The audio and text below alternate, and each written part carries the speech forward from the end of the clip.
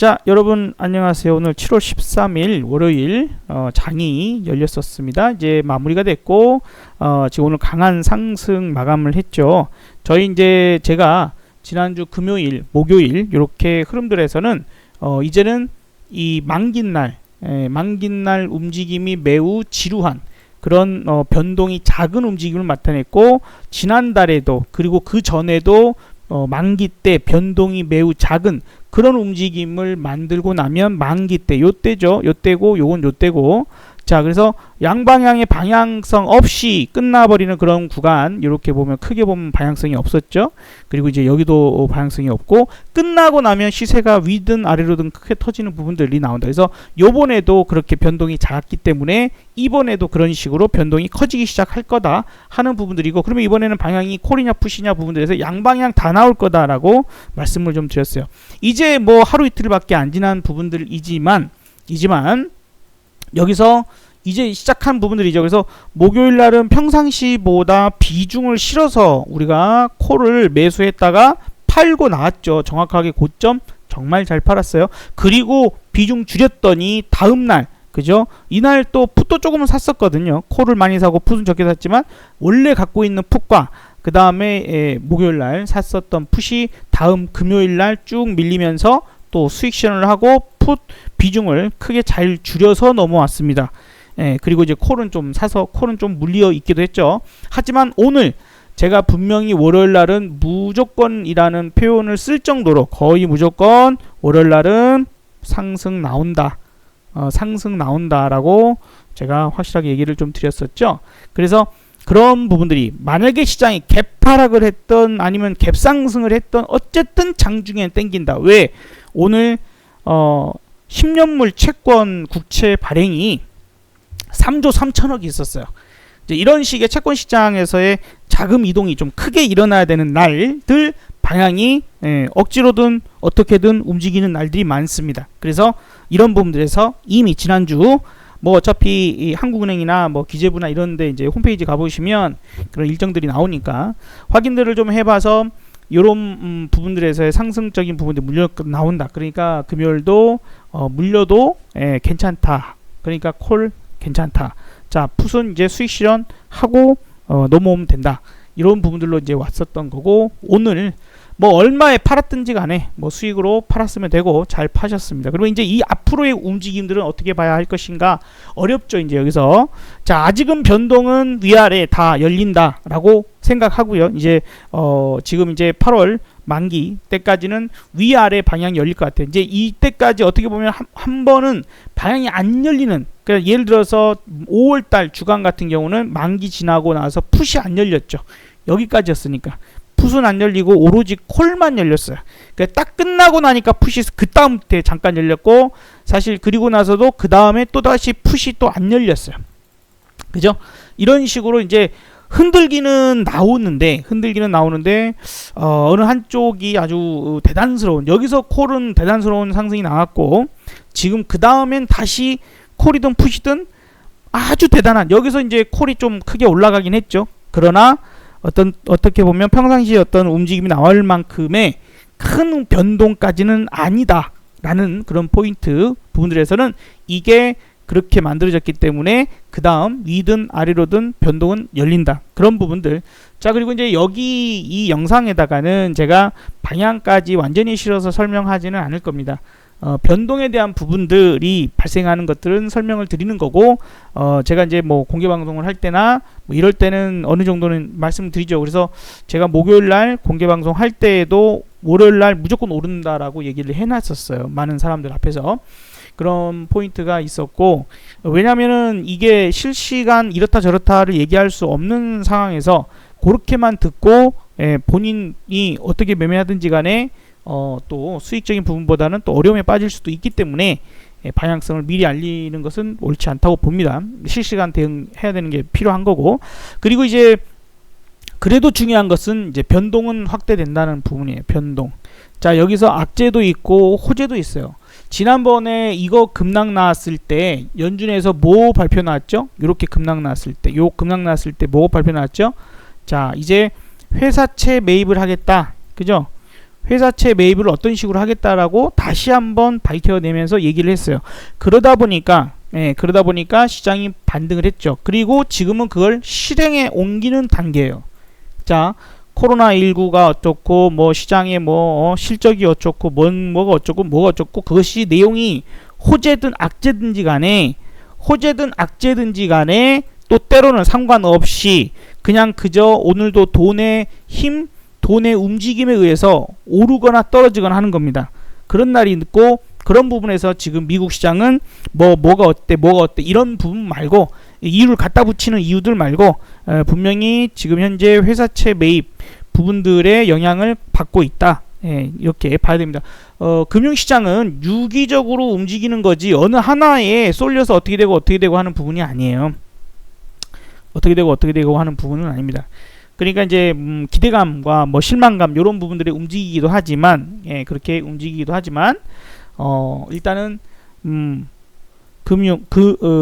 여러 가지 부분들에서 이제 증권 시장, 그 다음에 환율 시장, 그 다음에 원자재 시장, 채권 시장 있죠.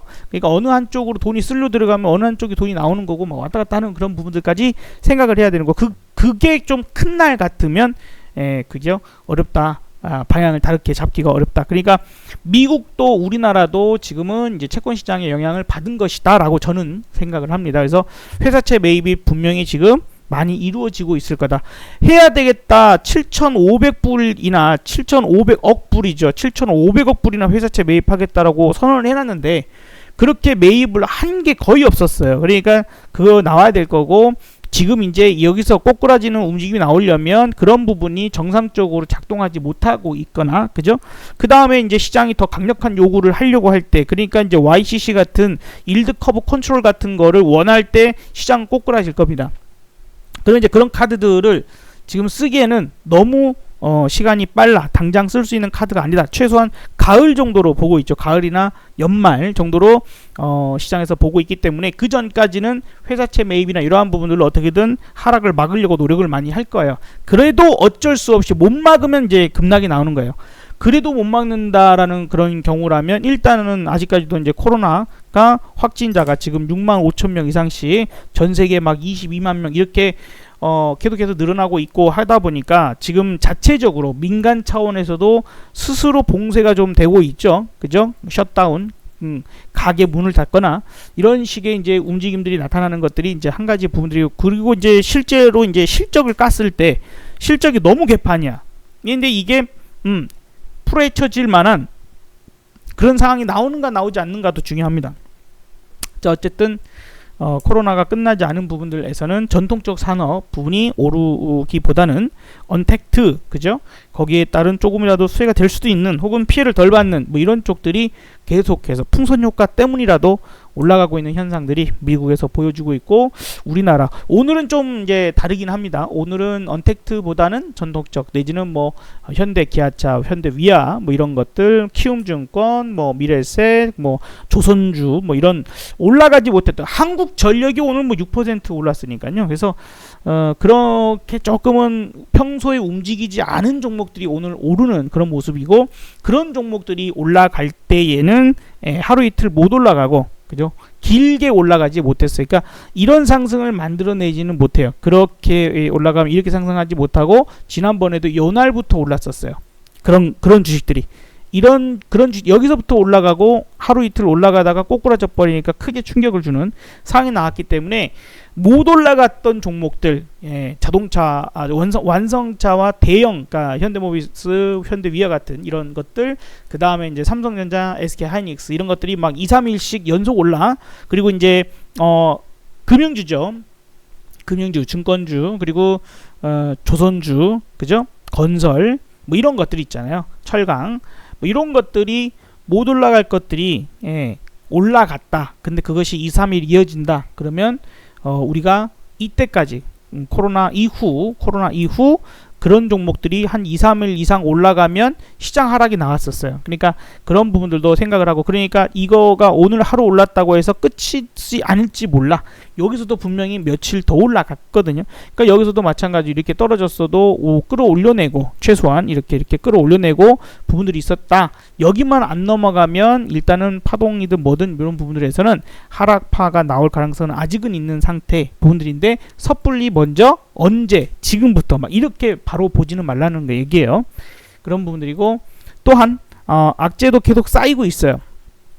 악재도 계속 쌓이고 있는 중입니다. 마치 타이타닉 호에 그죠? 빙하에 부딪혀가지고 구멍이 하나가 났죠. 구멍 하나 났는데 좀 땜빵했단 말이에요. 땜빵했어요. 땜빵했으니까 괜찮겠지 하는데 또 이제 옆에 이제 그 옆에 또 찢어져가지고 또 이렇게 지금 점점 구멍은 커지고 있어. 근데 워낙 배가 크고 그죠? 하기 때문에 큰 걱정들 안 하고 있다. 야 이거 배가 얼마나 튼튼한 배인데 이게 한 번도 침몰한 적 없거든. 뭐 이제 침몰하면 야 알아서 저 빵꾸 때우겠지.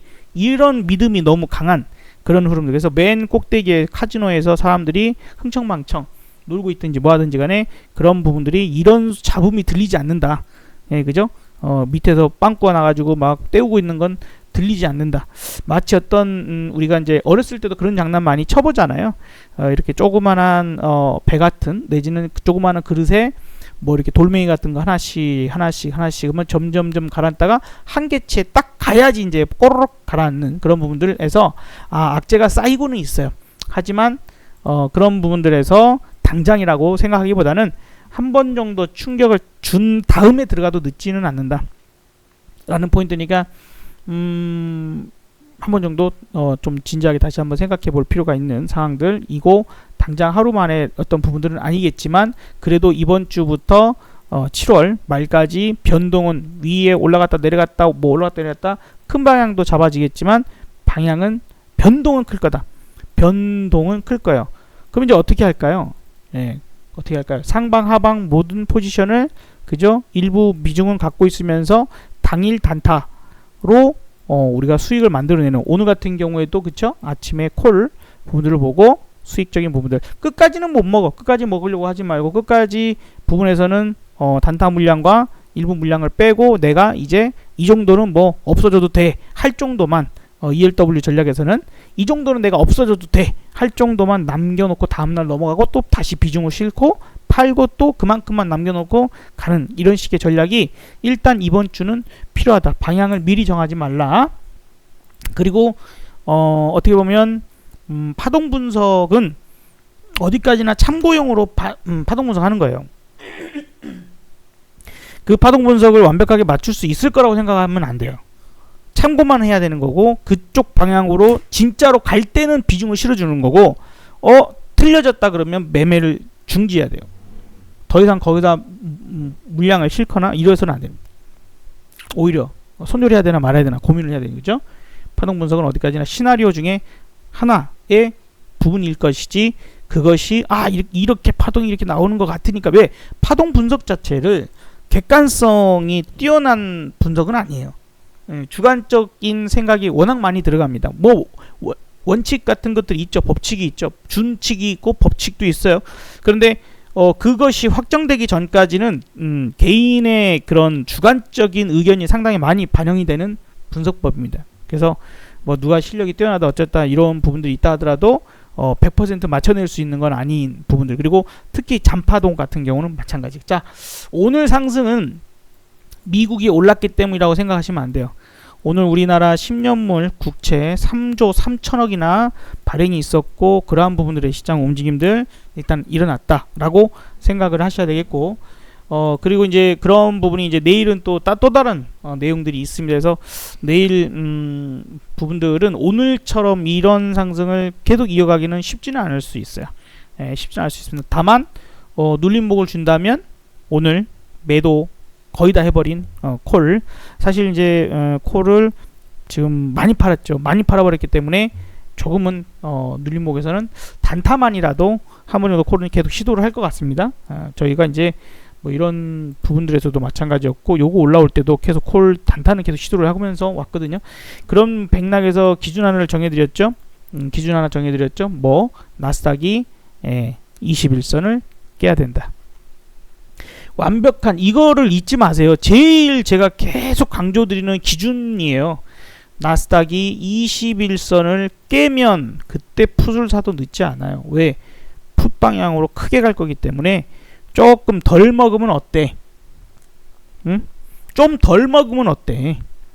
맨 꼭대기는 버리고 여기 들어간 다음부터 못 버티고 배가 조각배가 내지는 돌멩이를 실은 밥그릇이 물속에 가라앉기 시작하면서 가라앉을까 말까 이럴 때 풋사하지 말고 그때는 단타만 치는 거고 단타 정도로서 만족하고 완벽하게 침몰할 때 그때 사도 늦잖아요. 왜? 물은 깊어요.